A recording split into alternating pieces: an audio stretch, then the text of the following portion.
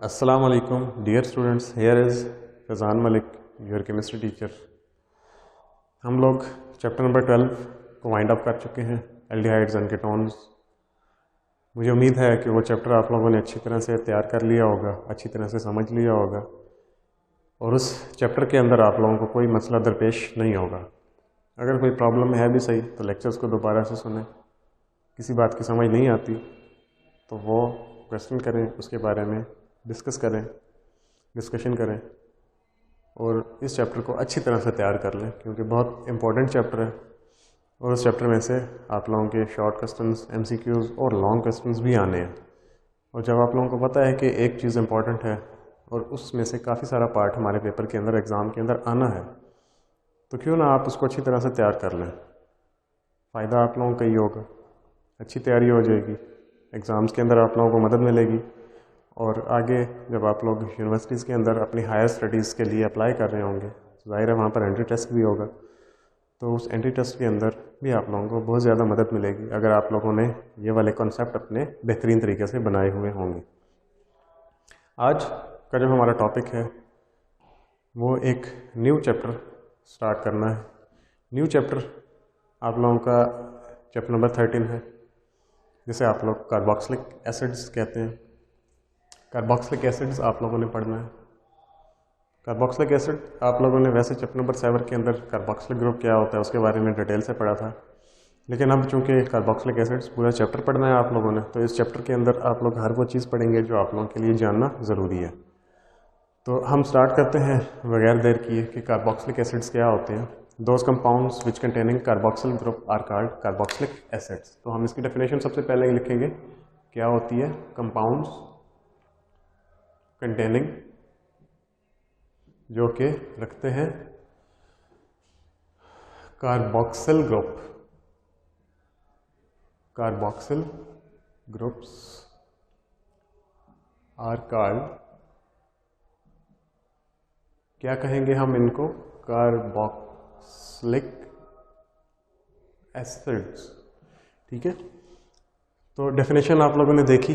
ऐसे कंपाउंड्स जो carboxyl group अपने अंदर रखते हैं उनको क्या कहेंगे आप लोग, कार्बोक्सिलिक एसिड्स। ठीक है, अब कार्बोक्सिल ग्रुप क्या होता है वो हम देख लेते हैं। यहाँ पर C double bond O OH, और यहाँ पर कोई भी आपके पास अल्काइल ग्रुप हो सकता है या फिर हाइड्रोजन भी हो सकता है। अब कार्बोक्सिल ग्रुप आप लोगों ने देखा, जनरल फार्मूला इसका देख लिया। अब ये ग्रुप जो है कार्बोक्सिल ग्रुप कहाँ से निकला है, किन चीज़ों पर मुश्तमिल होता है, तो इसके अंदर दो मेन चीज़ें हैं, एक ये चीज़ है और एक ये चीज़ है। इस चीज़ को आप कहते हैं कार्बोनाइल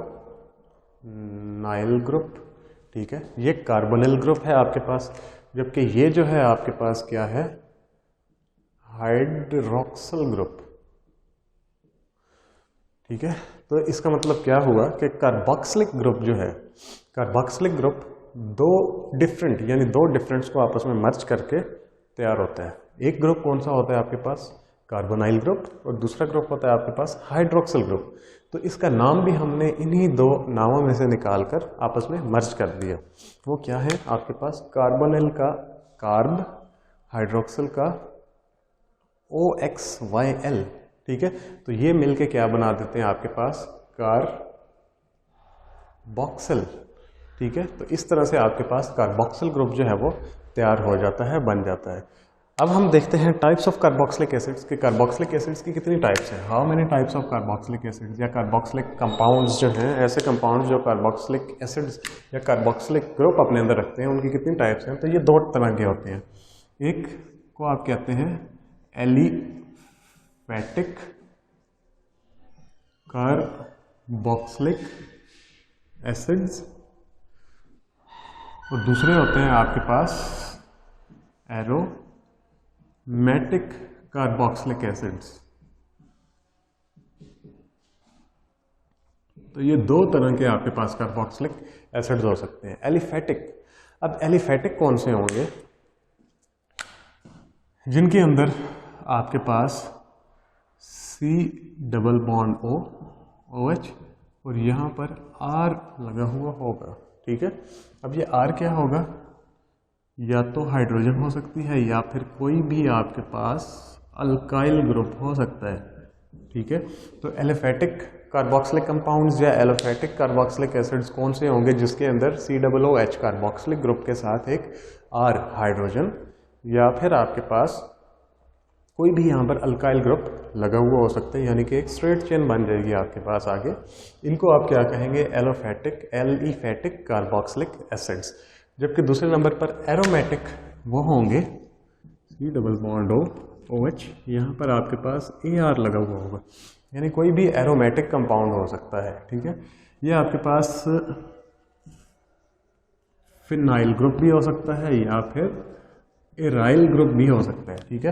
यानी एरोमेटिक कार्बोक्सिलिक एसिड्स के अंदर आपके पास वो वाले एसिड्स होंगे, वो वाले कंपाउंड्स होंगे जिनके अंदर कार्बोक्सिलिक ग्रुप के साथ आपके एक AR एरोमेटिक कंपाउंड लगा हुआ हो सकता है। वो फिनाइल भी हो सकता है, वो अराइल भी हो सकता है, ठीक है। ये आप लोगों ने एरोमेटिक कंपाउंड्स के अंदर बड़ी डिटेल से पढ़ा था कि फिनाइल या फिर अराइल ग्रुप्स कौन कौन से हो सकते हैं। तो अगर किसी को याद नहीं है तो वहाँ पर जाकर एक दफ़ा पढ़ ले, रिवाइज कर ले। अब एलिफेटिक कार्बोक्सिलिक एसिड्स जो है ये और भी इनकी फॉर्म्स हो सकती हैं जिन्हें आप मोनो, डाई, ट्राई या फिर आप पॉली कार्बोक्सिलिक एसिड्स भी कह सकते हैं। अब ये मोनो कार्बोक्सिलिक एसिड्स वो होंगे ऐसे कार्बोक्सिलिक एसिड्स या ऐसे कंपाउंड्स जिनके अंदर सिर्फ एक ही कार्बोक्सिल ग्रुप हो, डाई जिनके अंदर 2 कार्बोक्सिल ग्रुप्स हो, ट्राई जिनके अंदर 3 हो, और पॉली मीन्स जिनके अंदर बहुत सारे कार्बोक्सिल ग्रुप्स जो हैं वो मौजूद हों। अभी हम यहाँ पर थोड़ी सी एग्जांपल्स लिख देते हैं। सबसे पहले CH3, ठीक है, COOH, ठीक है। अब ये एक ऐसा कंपाउंड है, इसको आप एथानोइक एसिड कहेंगे। ये मोनो कार्बोक्सिलिक एसिड की एक टाइप है। इसी की तरह का एक और कार्बोक्सिलिक एसिड अगर हम लिख दें यहाँ पर CH3, CH2, COOH, ये क्या होगा आपके पास, प्रोपेनोइक एसिड, ठीक है। ये एथेनोइक एसिड, प्रोपेनोइक एसिड, ये हम आईयूपैक यानी नोमेनक्लेचर के अंदर डिटेल से पढ़ेंगे कि आपने इनको किस तरह से नाम देना है। अभी जस्ट आप समझ लें कि मोनो कार्बोक्सिलिक एसिड कौन से होंगे। तो ये भी आपके पास एक मोनो कार्बोक्सिलिक एसिड की एग्जांपल है। आप देख रहे हैं इनके अंदर सिर्फ एक ही कार्बोक्सिल ग्रुप मौजूद है। अब अगर कुछ इस तरह का मॉलिक्यूल आ जाता है आपके पास COOH, यहाँ पर COOH, यहाँ पर CH2। अब देखें एक ही कंपाउंड है लेकिन 2 कार्बोक्सिल ग्रुप आपके पास लगे हुए हैं, तो इसका नाम क्या हो जाएगा आपके पास 1 2 3 कार्बन्स हैं, तो प्रोपेन डाइओइक एसिड, ठीक है, प्रोपेन डाइओइक एसिड। अब ये किसकी एग्जांपल आ गई आपके पास, ये डाई कार्बोक्सिलिक एसिड की एग्जांपल है, ठीक है। यानी ऐसा कार्बोक्सिलिक एसिड जिसके अंदर 2 कार्बोक्सिल ग्रुप मौजूद हैं। इसी तरह से मिलती जुलती एक और एग्जांपल अगर हम यहाँ पर लिखना चाहें, COOH, CH2, COOH। अब यहाँ पर देखें कितने कार्बन एटम्स मौजूद हैं, यहाँ पर 1 2 3 और 4। तो ये क्या हो जाएगा, इसका नाम ब्यूटेन डाइओइक एसिड, ठीक है। तो ये भी आपके पास कौन सी एग्जांपल है, डाई कार्बोक्सिलिक एसिड की ही एक एग्जांपल है। इसी तरह से आप number of carbon atoms increase करते जाएंगे, कार्बोक्सिलिक एसिड्स भी क्या होते चले जाएंगे, मजीद बढ़ते चले जाएंगे। तो आप लोगों ने याद रखना है कि एलिफेटिक कार्बोक्सिलिक एसिड जो हैं वो मोनो, डाई या फिर पॉली कार्बोक्सिलिक एसिड्स हो सकते हैं। मोनो जिनके अंदर सिर्फ एक ही कार्बोक्सिल ग्रुप होगा, डाई जिनके अंदर 2 कार्बोक्सिल ग्रुप्स होंगे, पॉली ऐसे होंगे जिनके अंदर बहुत सारे कार्बोक्सिल ग्रुप्स जो हैं वो मौजूद होंगे। इसके बाद अब हम बात करते हैं एरोमेटिक कार्बोक्सिलिक एसिड्स की। एरोमेटिक कार्बोक्सिलिक एसिड्स के अंदर हम एक एग्जांपल यहाँ पर लिखेंगे। ये एक आपके पास बेंजीन है, इसके ऊपर अगर कार्बोक्सिल ग्रुप लग जाएगी तो ये कंपाउंड से आप पहले भी वाकिफ हैं, पहले भी आप लोगों ने देखा था। तो इसका नाम क्या होगा आपके पास, बेंजोइक एसिड। इसको क्या कहेंगे आप लोग, बेंजोइक एसिड।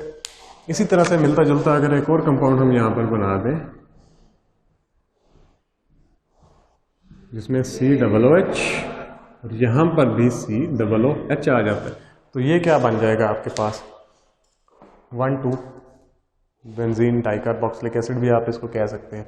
तो इस तरह के कंपाउंड्स आपके पास एरोमेटिक कार्बोक्सिलिक एसिड्स की एग्जांपल्स आ जाती हैं, जबकि इस तरह के कंपाउंड्स आपके पास एलिफैटिक कार्बोक्सिलिक एसिड्स की एग्जांपल्स के अंदर आ जाते हैं। मुझे उम्मीद है ये शॉर्ट सा इंट्रोडक्शन आप लोगों को अच्छी तरह से समझ में आ गया होगा। इसको आप लोगों ने अच्छी तरह से रिवाइज कर लेना। इसके बाद मज़ीद इस चैप्टर के अंदर हम इसकी कार्बोक्सिलिक एसिड्स का नॉमेनक्लेचर क्या होता है, इसकी प्रेपरेशंस के बारे में हम डिटेल से पढ़ेंगे, कार्बोक्सिलिक एसिड्स के रिएक्शंस, प्रायोरिटी ऑर्डर, ये सारी बातें हम बड़ी डिटेल से इस चैप्टर के अंदर मज़ीद पढ़ने वाले हैं। इंशाल्लाह नेक्स्ट लेक्चर के अंदर नेक्स्ट टॉपिक के साथ दोबारा हाजिर होंगे। तब तक के लिए